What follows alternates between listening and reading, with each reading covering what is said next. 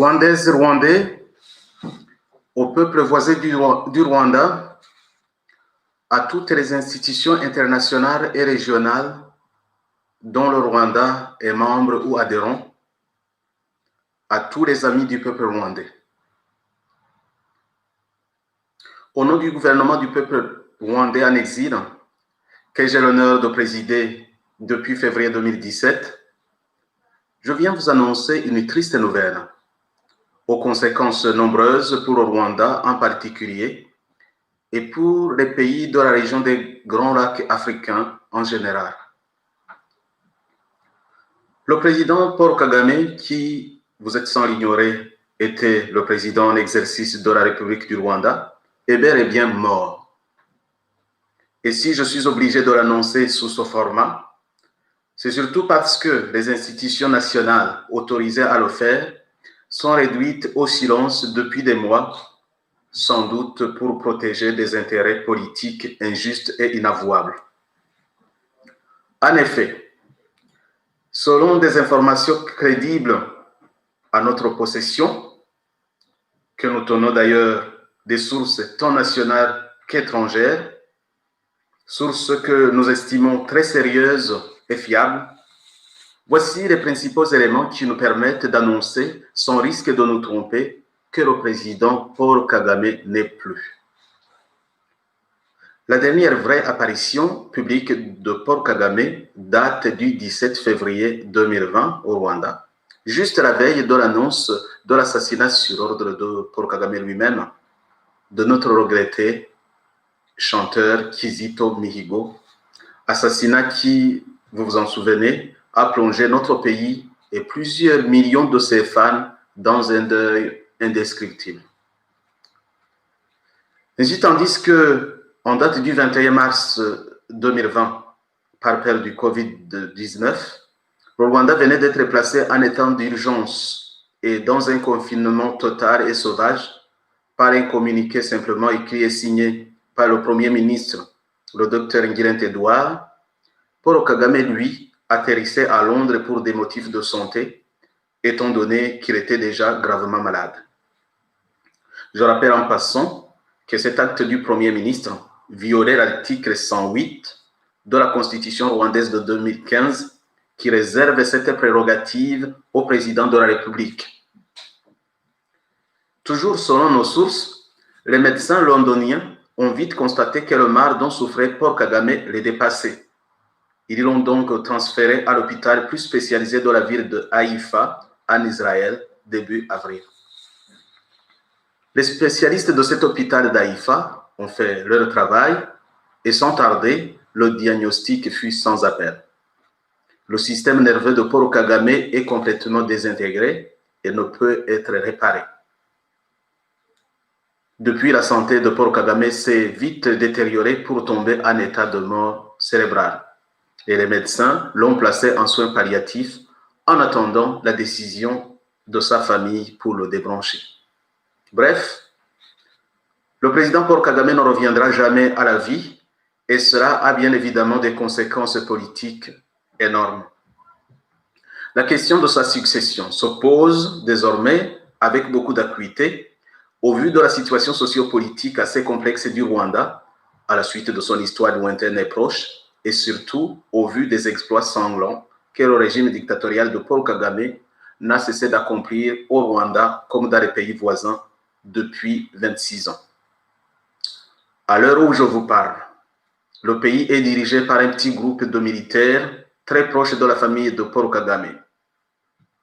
Pour les observateurs avisés qui ne s'arrêtent pas aux vidéos truquées et au montage photo destiné à tromper l'opinion nationale et internationale, et suite à l'absence prolongée du président Paul Kagame, le Rwanda sombre progressivement dans le désordre, le peuple meurt de faim, des incidents de violation des droits humains se multiplient, la ville de Kigali est coupée des provinces, les régions frontalières de la République démocratique du Congo, c'est-à-dire les districts de Rusizi et celui de Rubavu, sont indéfiniment confinés.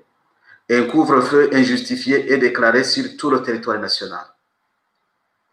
Plus intriguant encore, tous les hauts responsables politiques sont réduits au silence et plusieurs hauts officiers militaires placés en résidence surveillée.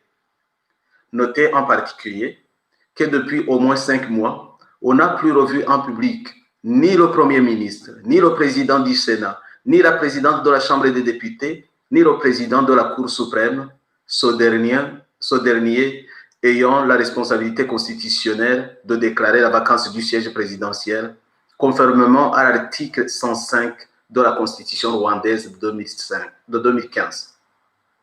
Or, d'après ce même article 105 de notre Constitution, en cas de condamnation, de démission, d'incapacité permanente ou de décès du président de la République en exercice, il revient au président du Sénat, en l'occurrence le docteur Augustin Iyamuremye, de faire office du président de la République pendant une durée maximale de 90 jours pour organiser l'élection des nouveaux présidents.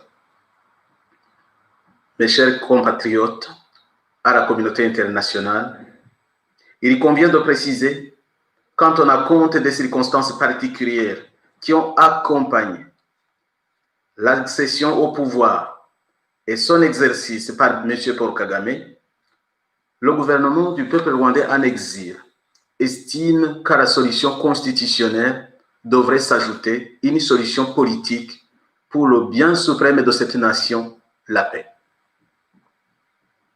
Au lieu d'organiser des élections précipitées qui risquent de replonger le pays dans le chaos complet, le président intérimaire, qui sera bientôt invité à prêter serment, du moins je l'espère, devrait organiser de larges consultations avec toutes les forces vives de la nation, dont l'opposition en exil, afin de mettre en place un gouvernement de transition élargi de 24 mois qui s'adonnerait au retour des centaines de milliers de réfugiés, à la libération de centaines de milliers de prisonniers, à la pacification du pays et au rétablissement des relations apaisées avec les pays voisins, à la levée de tous les blocages constitutionnels et légaux destinés à marginaliser, exclure et discriminer les opposants. Et pour conclure, je demande au président de la Cour suprême, M. Faustin Nteziryayo, de prendre ses responsabilités et d'user du pouvoir que lui confère l'article 105 de la Constitution et déclarer officiellement et dans les meilleurs délais la vacance du siège présidentiel. Le peuple attend impatiemment d'entendre son discours. Nous demandons également aux forces de l'ordre de ne pas succomber à la tentation, à peine voilée, de certains irréfléchis qui s'organisent déjà pour prendre le pouvoir par un coup d'État contre les institutions. Cela ne ferait qu'empirer la situation de notre cher pays et votre responsabilité serait sérieusement engagée devant Dieu et devant le peuple. Nous demandons ensuite au gouvernement des pays voisins et à toute la région des Grands Lacs de suivre de près l'évolution de la situation au Rwanda. Nous demandons enfin à l'Organisation des Nations Unies et à toute la communauté internationale de soutenir le Rwanda dans les moments très difficiles et de reconnaître les efforts du gouvernement du peuple rwandais en exil, désireux d'apporter la contribution de l'opposition rwandaise au rétablissement de la paix et de l'ordre démocratique au Rwanda pour le bien de ce peuple et de toute la région. Vive la République, que vive la paix et la réconciliation des peuples. Je vous remercie.